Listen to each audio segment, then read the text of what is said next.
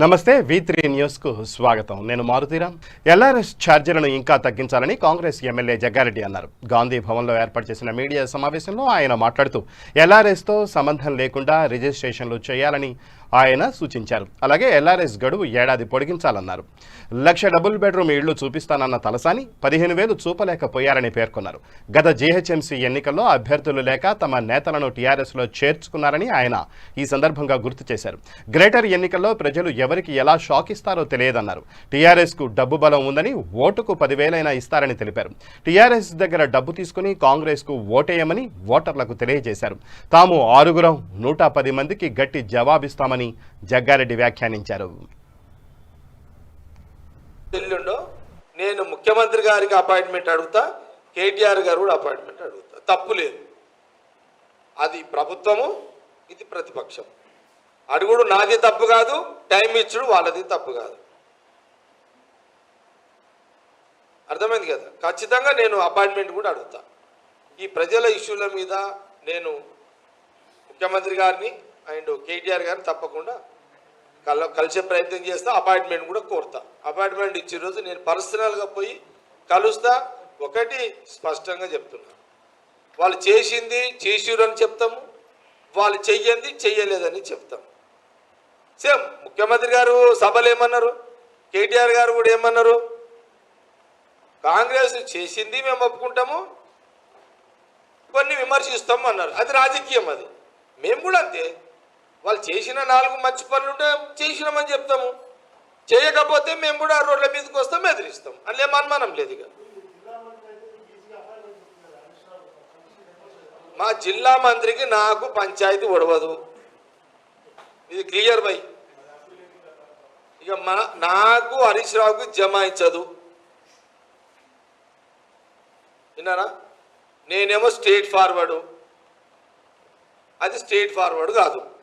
ఇది క్లియర్గా ఉన్నామని చెప్తున్నా. ఇక వేరే అంత డీప్గా పోతే ఇక డీప్గా పోతే మళ్ళీ అన్ని ఏమేమో వస్తుంటాయి, ఏమేమో పంచాయతీలు మళ్ళీ అంతేగా. ఇప్పుడు ఆయన కూడా సప్పుడు ఏం చేస్తలేడు, ఆయన పైన ఆయన చేసుకుంటున్నాడు, మన కొద్దిగా పంచాయతీగా. విన్నావా? కాబట్టి క్లోజ్. Thank you.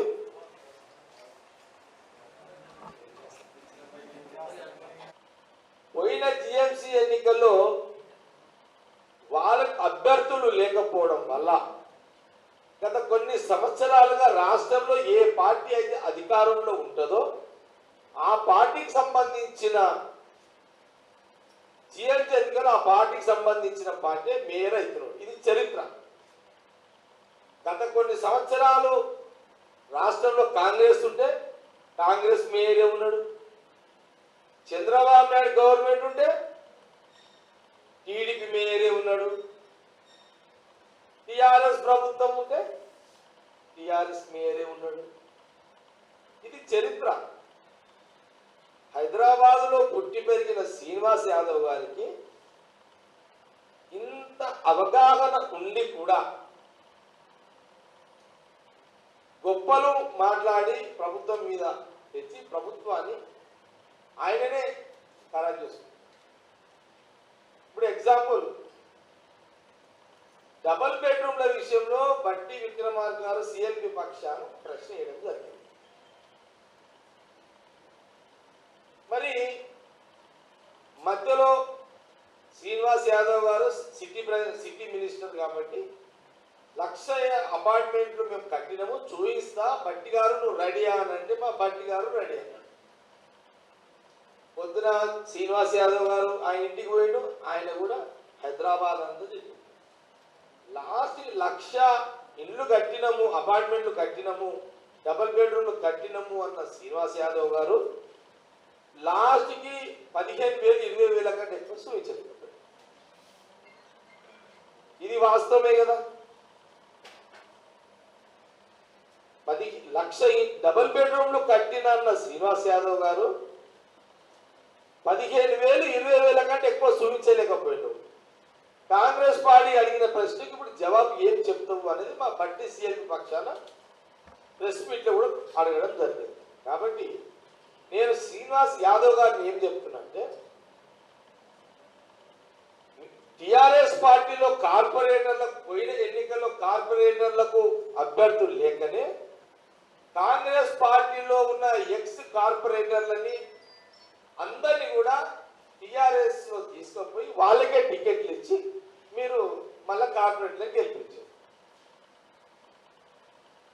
ఇప్పుడు మా దుకాణం కాల్ చేసి మీ దుకాణం నింపుకున్నారు. ఇప్పుడు మా గవర్నమెంట్ రేపు వస్తుంది, మళ్ళీ మీ దుకాణం కాలవుతుంది, మా దుకాణం నిండుతుంది. సింపుల్ అంతే. ఎవరి గవర్నమెంట్ ఉంటుందో వాళ్ళ దుకాణమే నిండుతుంది జిహెచ్ఎంసీలో. ఈ ఏం అనుమానం లేదు కదా. ఇట్లా ఇప్పుడు ఎంతమంది అయితే ఉన్నారో అది ఓకే బై. ఇప్పుడు మాకు ఖాళీ ఉంది దుకాణం, మాకు ఖాళీ ఉంది.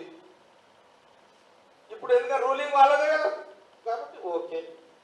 రేపు 2022లో 23లో ఎన్నికల్లో మా ప్రభుత్వం వస్తుంది. వచ్చిన తర్వాత ఎంతమంది అయితే మీరు నేను రేపు ఎల్లుండి